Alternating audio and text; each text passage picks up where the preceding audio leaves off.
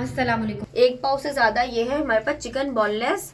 हमने इसमें डाल, आपने इसमें ना तेल डालना है ना आपने इसमें पानी डालना है। आज हम रखेंगे हल्की एक बड़ी प्याली शिमला मिर्च, जो हाफ टी स्पून नमक, हाफ टी स्पून जीरा है और घर पे ही डाला करें। और ये कुटा हुआ धनिया, कुटी हुई मिर्च हाफ टी स्पून से भी कम, 1 पिंच समझ लें आप, कुटी हुई काली मिर्च। अब इसको हम मसालों को अच्छे से मिक्स करेंगे।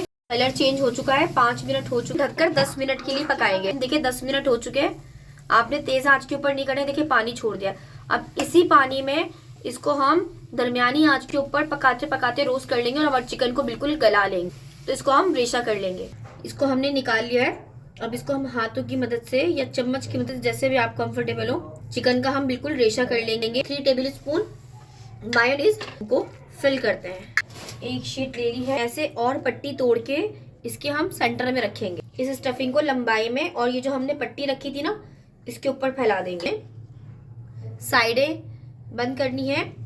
फिर इसको टाइट पकड़कर आपने, साइडें बंद करने से ये है कि आपका कोई भी मिक्सचर इस तरीके से बाहर नहीं निकलेगा। इसको आपने टाइट पैक करना है, बिल्कुल भी ढीला नहीं। और यहाँ पर हमने मैदा और पानी से स्लरी तैयार की है।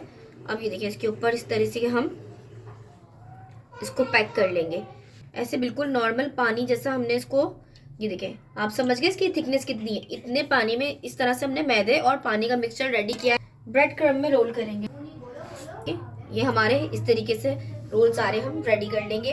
नाज़रीन तेल देखिए गर्म हो चुका है, और ये आपने बिल्कुल तेज आंच पे नहीं करना, दरमियानी आंच के ऊपर अपने रोल्स को फ्राई करना है।